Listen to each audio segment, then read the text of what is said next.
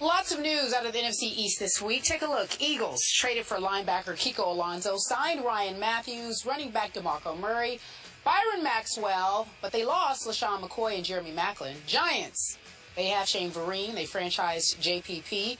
Cowboys put the tag on Dez Bryant, but of course, we all know by now they lost to DeMarco Murray. Redskins, 5th pick in the draft, and they have agreed to a deal with defensive tackle Terrence Knighton. Skip. We're going to ask Stephen A. how he would break down the division right now. In the NFC East? Yes, darling.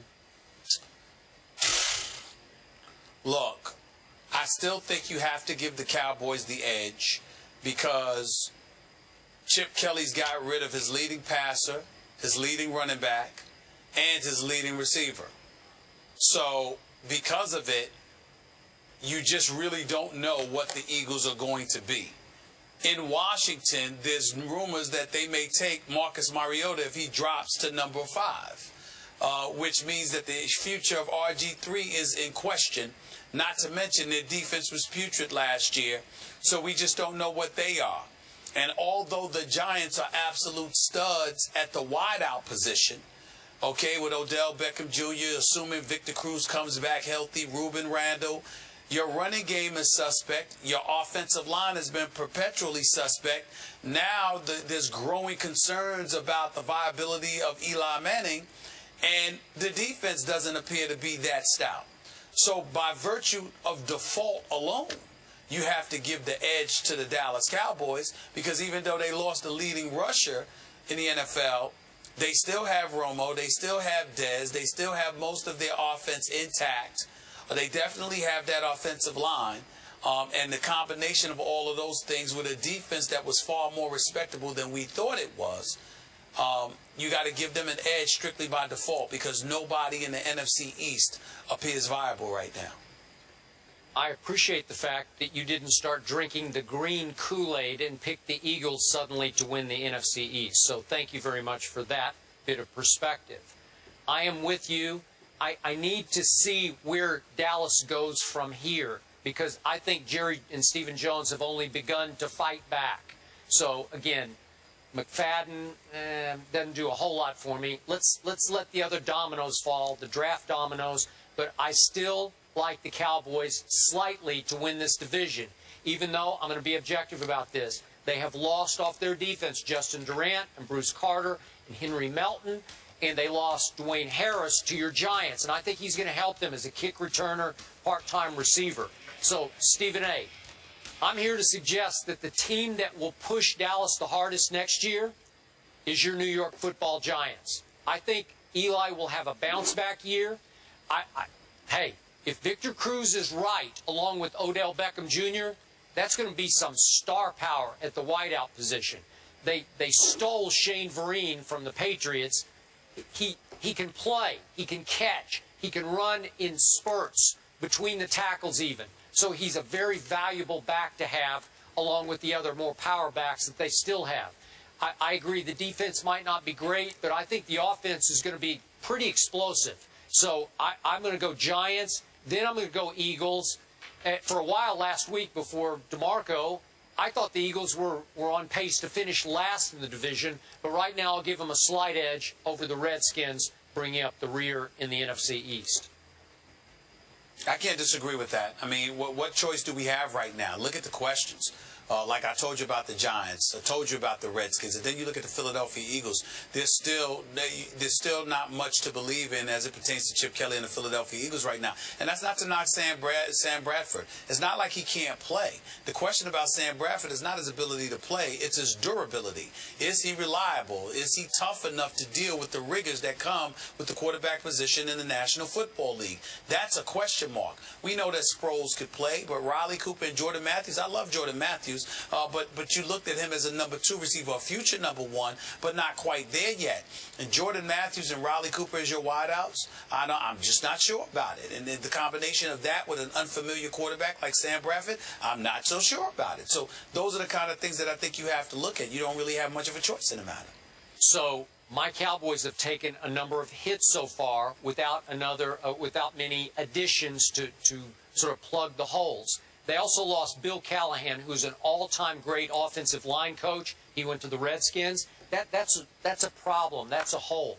So, again, have they gotten a little worse lately? I think they've gotten a little worse. I give you that. But so have the Eagles.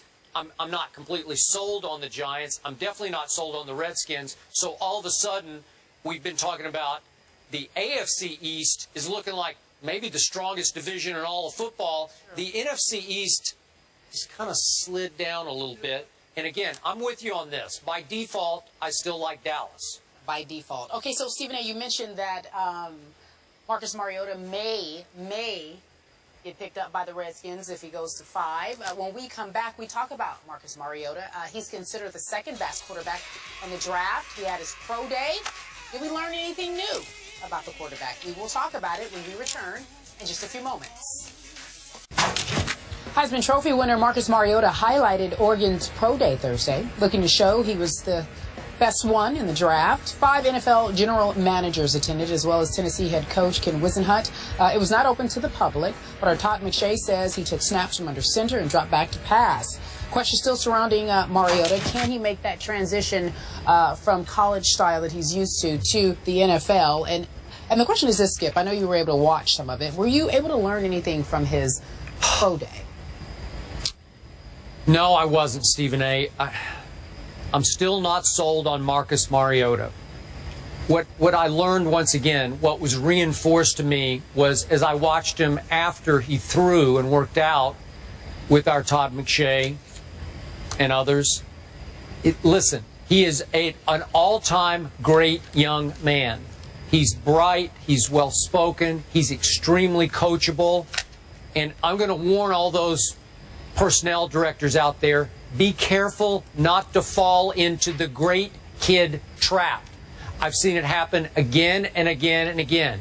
My issues just watching Marcus play college football, eye test, not always accurate, and to me, somewhat, maybe a large part, a product of an Oregon Ducks offense, as we all know, that was whirlwind, that overwhelmed defenses with its tempo and speed.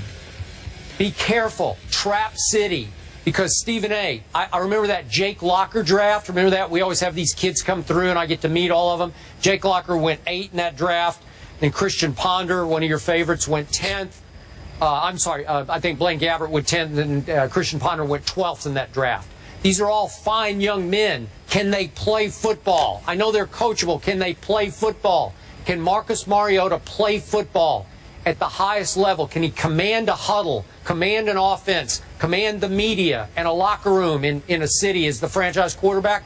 I'm not sure about that, and now everybody seems all caught up in, he's such a great kid, he could go top 5. He could still go number 1. Not buying it. Well, Skip, I completely agree with you, which is why I really have nothing to add. The fact is that this is what I'm hearing. He's such, he knows the playbook, or, he's so intelligent, and he's such a nice kid, and all of this other stuff. I'm like, can you command a huddle? Can you be a leader of men? And I am in no way, I'm not saying he can't, Skip. I'm not saying he can't do that. I'm not saying that he won't be successful as an NFL quarterback. I'm just saying that Pro Day didn't tell me anything. The dude threw 4 interceptions the entire year last year.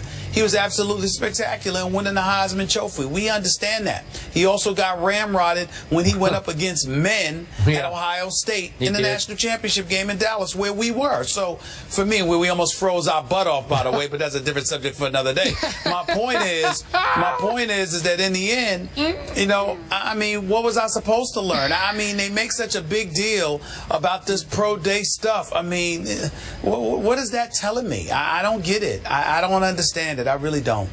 Well, we remember last year Teddy Bridgewater was just god-awful in his pro day, and there was talk about should he have worn his gloves or not. It turned out well. It's better okay. than expected. A little better than I expected. Right. I'm not sure he's going to be great, but he's been pretty good so far, and we can go back and forth about this, but just I'm warning you because Jake Locker was such a great kid, and now he's out of football. Yeah, retired. Really? His body couldn't take it. All right, so Marcus Mariota will obviously visit the Bucs.